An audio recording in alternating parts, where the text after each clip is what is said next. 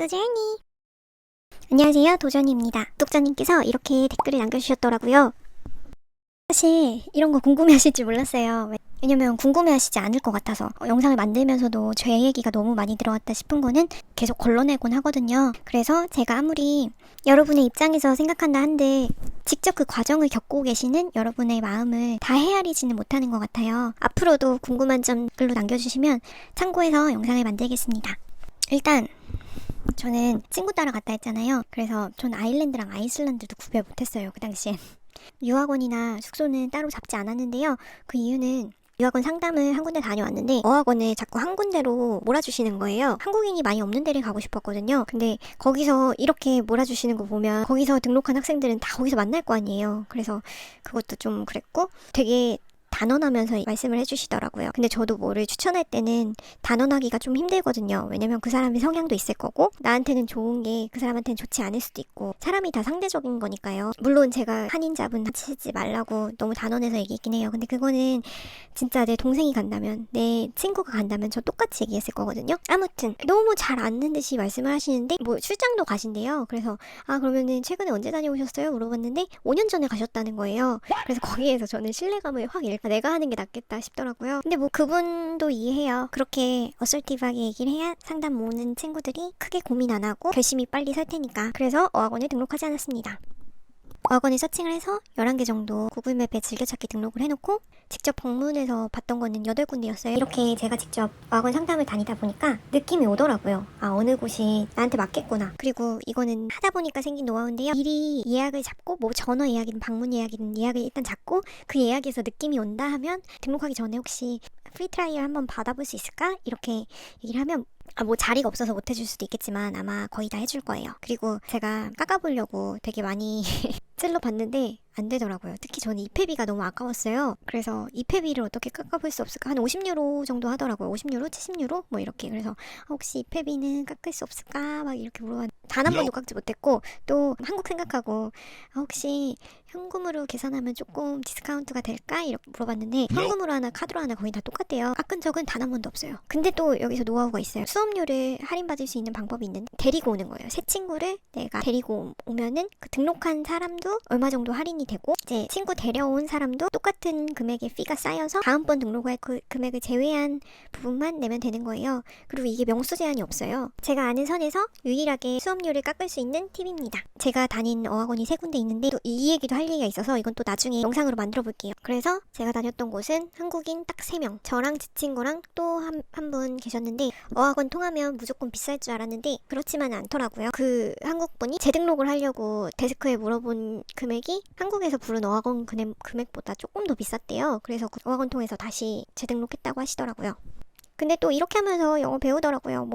얼마니? 안녕. 나 한국에서 왔고 영어 진짜 못하는데 영어 등록하고 싶은데 너네 팜플렛 있으면 좀 받아가도 될까? 이러니까 이제 No, it's not a pamphlet. It's a brochure 라고 하더라고요. 브로셔는 이렇게 약간 도톰한 종이 고급스러운 이런 안내책자를 브로셔라고 하더라고요. 물론 시간은 더 많이 들었지만 이러려고 어학연수 가는 것 같아요. 이러면서 이제 미묘한 어감 차이 같은 거 배우고 그리고 숙소는 당연히 방을 빨리 구할 줄 알았어요. 딱 2주 호스텔 구해갔어요. 1주는 제가 친구보다 먼저 정찰병으로 가서 대충 이렇게 하려고 했었는데 생각보다 집이 너무 안 구해지더라고요. 그래서 2주 동안 당연히 엄두도 못 냈고 그리고 이제 집이 없어서 그때 당시 여행 부심이 있었는데 여행 다니면서 에어비앤비 내고를 진짜 많이 했어요.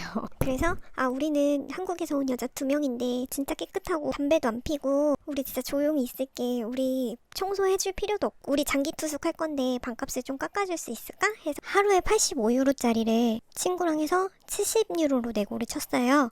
그래서 하루에 35유로 서로 내고 3주 정도? 그렇게 해서 청소비랑 뭐랑 다 빼고 그리고 저희가 막 현금으로 줄게 막 그랬답니다. 그리고 호스텔이 아닌 에어비앤비를 구한 이유는 이제 나이 먹어서 그런지 호스텔이 너무 불편하더라고요.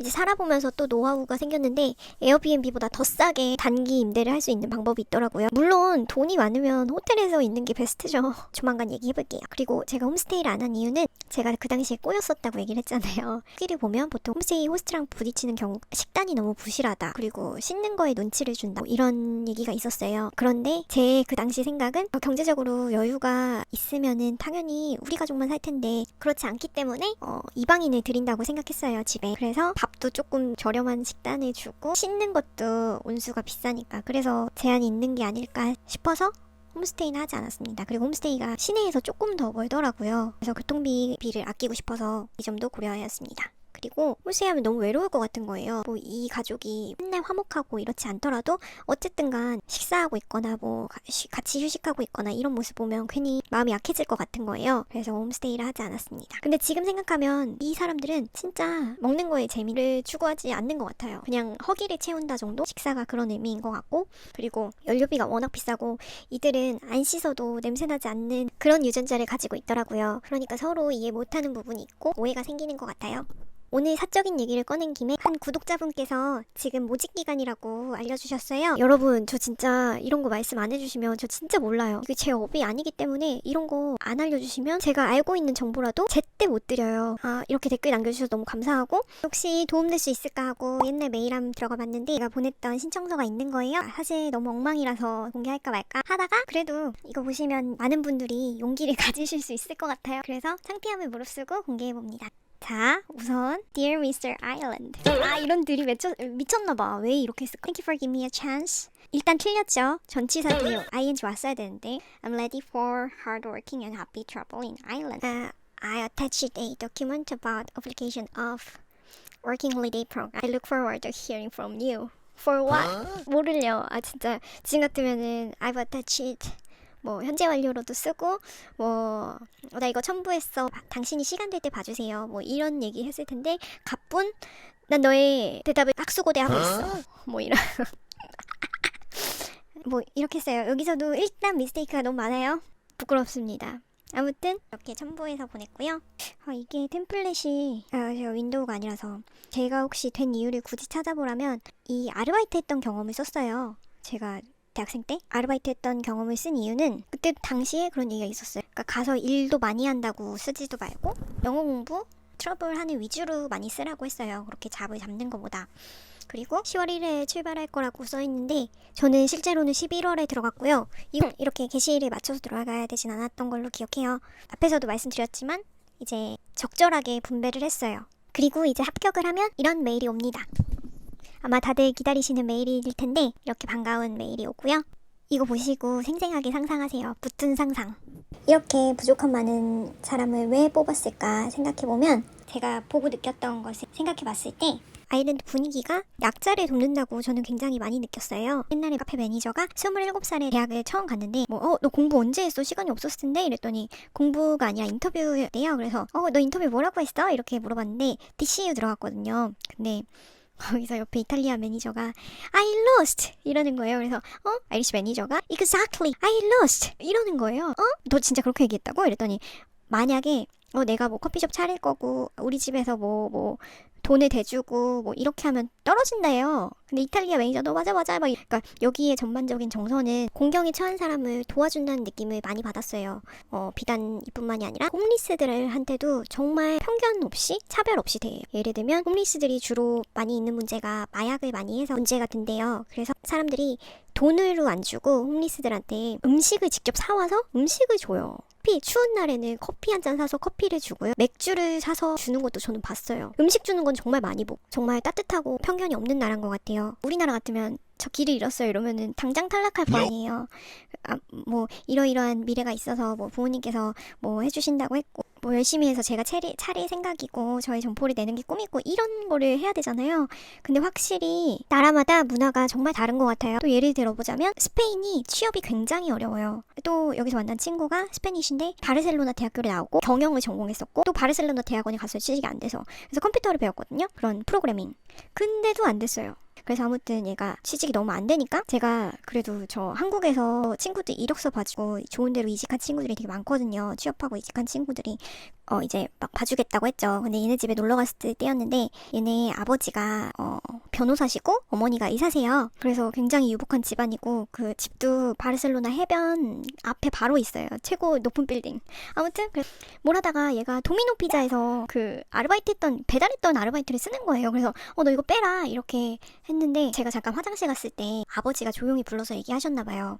이거는 너의 경험이고 너가 열심히 일했기 때문에 이걸 안 넣을 이유가 없다 이러셨대요. 그래서 저희가 그 얘기 듣고 정말 반성을 많이 했거든요. 모르겠어요. 이거를 추첨하는 게 기계인 한국분인지 아이리시 사람인지 모르겠지만 어쨌든 간 가장 큰 거는 운인 것 같아요. 그리고 구독자님께서 댓글에 남겨주셨더라고요. 이 영상을 꼭 보셨으면 좋겠는데 혹시 그때 안 됐던 이유가 이미 영어 실력이 출중하시고 저 같은 도와줘야 될 사람이 더 많지 않았을까 하는 생각으로 위로받으셨으면 좋겠어요. 또 20대 때는 가지기 힘든 30대만이 가지고 있는 강점이 분명히 있거든요. 어학연수로 가도 자리 잡을 수 있는 방법도 있고 다음에 차근차근 얘기해볼게요. 그리고 또 한 가지 말씀드리고 싶은 건 친구랑 같이 가는 거 정말 강추해요. 왜냐면 가서 자기소개만 2000번 하거든요. 그런데 따로 설명하지 않아도 나의 존재를 이해하고 있는 친구 있다는 거 하나만으로 정말 큰 위안이 돼요. 저는 그래서 오래 있었던 것 같아요. 그래서 이제 저랑 워킹홀리데이 같이 갔던 친구가 다시 한국으로 돌아가고 그때 제가 또 여기서 한 8개월간 지내보는데 너무 잘 맞고 좋은 거예요. 그래서 또 친한 친구를 불렀어요. 나 여기서 지내봤는데 너무 좋고 너하고도 진짜 잘 맞을 것 같다. 그래서 어학연수로 오게 됐어요. 스페인어를 전공했었어요. 근데 당연히 한국에서는 스페인어 전공자가 설 자리가 많이 없으니까 전공을 못 살리고 취업을 하고 일을 하고 있었어요. 학교에서는 스페인어 하는 게 너무 무서웠대요. 왜냐면 뭐 얘기하면 애들이 다 문법 틀리고 뭐 다 틀렸다, 뭐 발음 틀렸다 이런 식으로 얘기를 하니까. 근데 여기 스페니쉬 스피커들이 거기 되게 많아요. 뭐 스페인어도 있고 칠레 스페인어도 있고 멕시코 스페인어도 있고 되게 많으니까 조금만 해도 너무 잘한다고 애들이 칭찬해주는 거예요. 그래서 그 친구는 오히려 한국에서 4년 다녔던 것보다 거기에서 8개월 있는 게 스페인어가 더 많이 있는 거예요. 그래서 결국 그리고 거기에서 친구가 칠레 남자친구 만나서 지금은 약혼하고 칠레에 살고 있어요.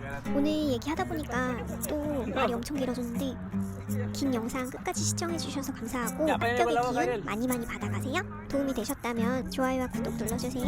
그럼 지금까지 도전이었습니다. 당신의 도전을 응원합니다. See your journey. En tu forma de actuar que me hace olvidar por completo la realidad. Pero no creo que el momento